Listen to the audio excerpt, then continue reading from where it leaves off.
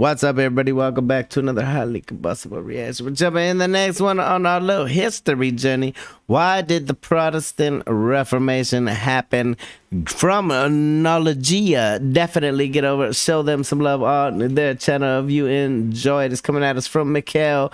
I'm sure it's gonna fit right in with the rest of our history journey that we've been doing. It's gonna have some ties to probably everywhere. So let's jump in. Let's see why exactly the Reformation happened. Let's roll. The Protestant Reformation is widely known for Martin Luther's publication of his 95 Theses, or Disputation of the Power and Efficacy of Indulgences, and marks a second schism of sorts for the Catholic Church. In reality, the Reformation of Western Christianity was long in the making, and Martin Luther was not its only leader. While many view the start of the Protestant Reformation as having been in 1517 following the publication of Martin Luther's Theses, the actual date of its beginning is somewhat unclear. There were essentially three main Reformation movements, one in Germany, one in England, and one in Switzerland, with all of them occurring around the same time in the 16th century.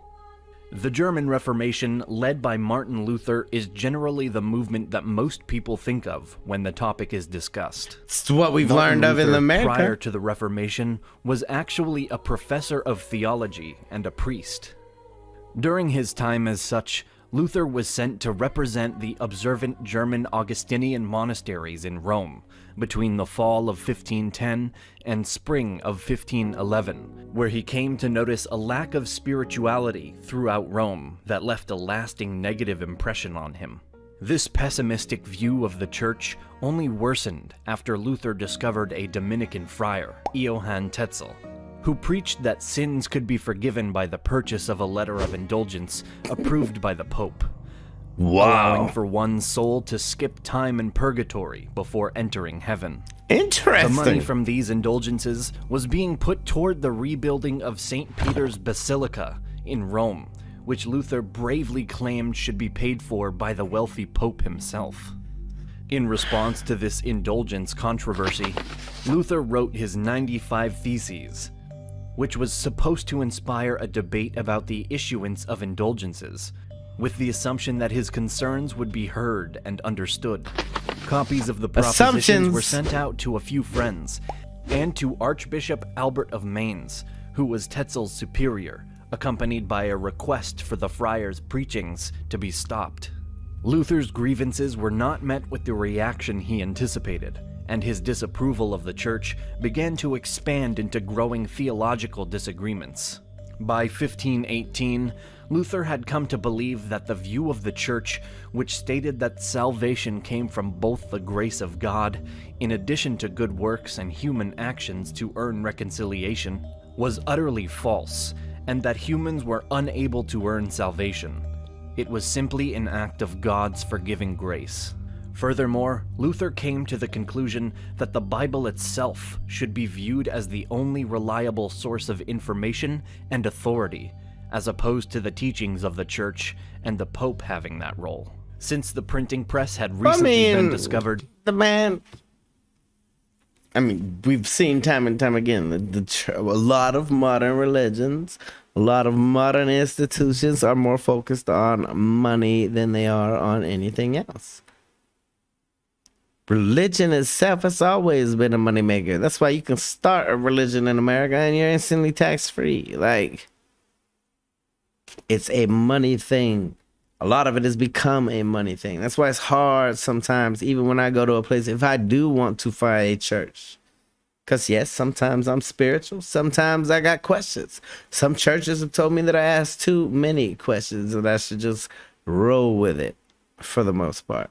Like, I don't like those kind of answers. I don't like things where I see that it's about money.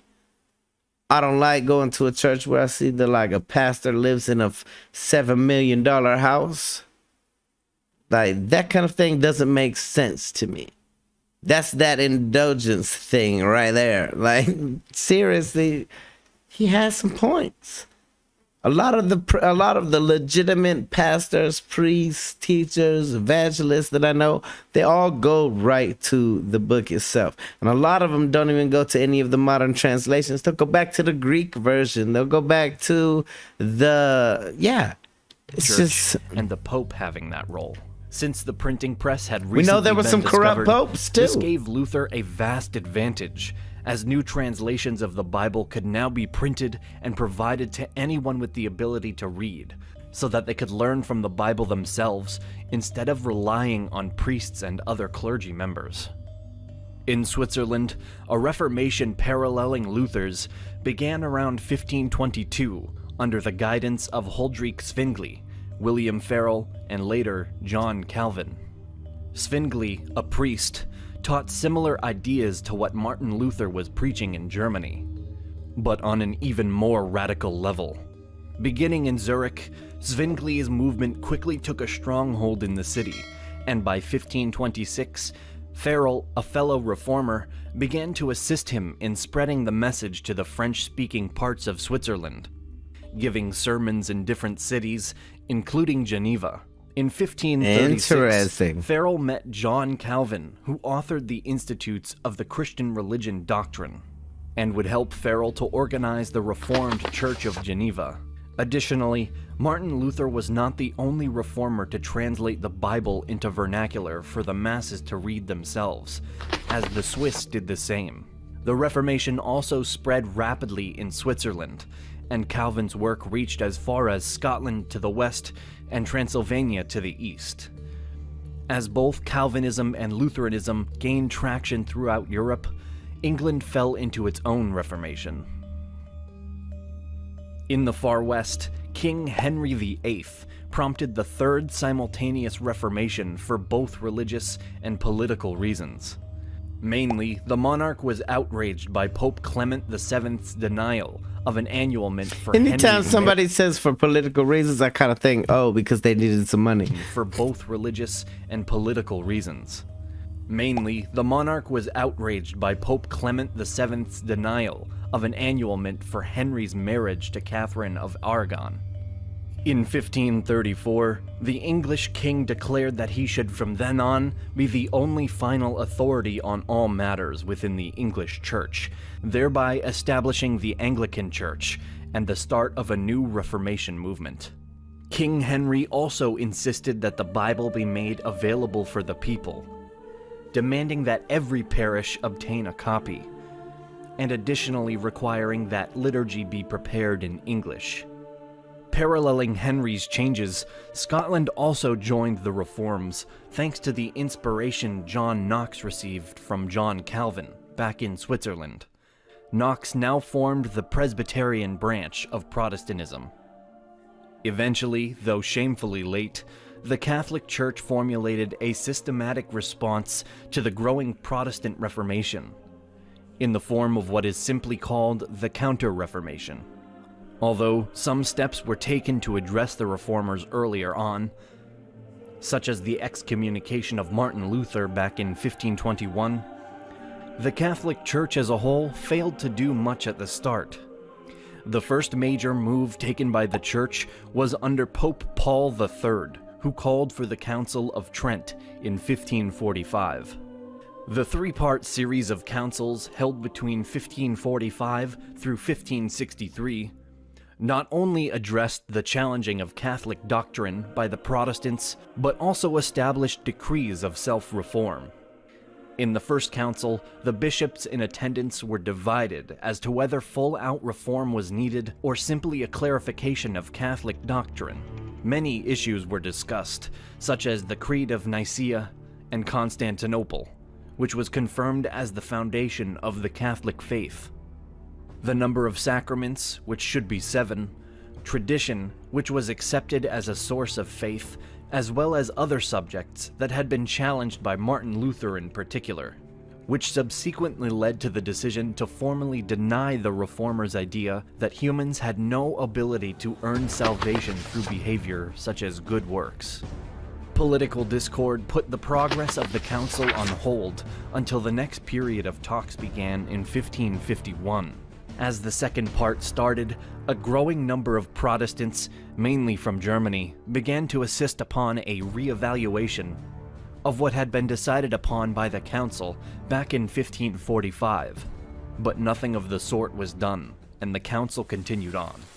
This time, one of the main subjects addressed was the sacrament of Eucharist, which the Catholic Church confirmed to include that the bread and wine were believed to truly transform into the body and blood of Christ, although not in appearance. This assertion was of course in direct contradiction to the Reformists, which came as no surprise. Further doctrine was solidified before the council was interrupted by political disputes yet again. When Pope Paul IV took over, the whole concept of the council came under serious doubt due to his direct opposition to the notion. I can't believe we really had an argument. Like, I'm trying to mull it over in my head. I know it was a few seconds ago. We really had an argument about whether or not the bread and wine that we eat really becomes the body of Christ. I thought it was always just a symbolic thing. I thought it was always just supposed to symbolize that. I never thought that anybody would actually argue that, yes, it physically re-transforms into... What? Her doctrine was solidified before the council was interrupted by political disputes yet again. When Pope Paul IV took over, the whole concept of the council came under serious doubt due to his direct opposition to the notion. Finally, in 1562, Pope Pius IV decided to reinstate the council, and the bishops regathered. During the last leg of the meetings, updated statements and decrees were made concerning Mass, holy orders, purgatory, matrimony, indulgences, saints, and again, more details concerning Eucharist. Reforms were also made for the morals of clerics, and much of the corruption and abuses that had inspired the Protestant Reformation, such as the clerical overspending and favoritism within appointments made to the church office, were soon resolved, allowing the Catholic Church to regain a large amount of its support throughout Europe. Still, it was too late to reverse the break within the Western Church, and Protestantism was on an upward path of growth at a fast pace. To combine the spreading Protestant theology, the Roman Inquisition put a heavy focus on the prosecution of anyone deemed a heretic, such as the Protestants themselves. While the Roman Inquisition was drastically milder than the previously established Spanish Inquisition, it was famously known for putting Galileo on trial in 1633. Furthermore, the effects of the Protestant Reformation's popularity triggered wars of religion all throughout Europe, with one of the first being fought in France between the Catholics and Protestants, and ending in the regaining of France for the Catholic Church, though also providing a level of tolerance for the Protestants in the area. The 30 Years' War broke out in 1618 as well, mainly in modern-day Germany, and is said to have potentially wiped out 40 to 60% of their population. Goodness. Other wars with Catholic versus Protestants undertones would include the Scottish Jacobite Rising, the Smalkaldic War, the Dutch Revolt, and many more.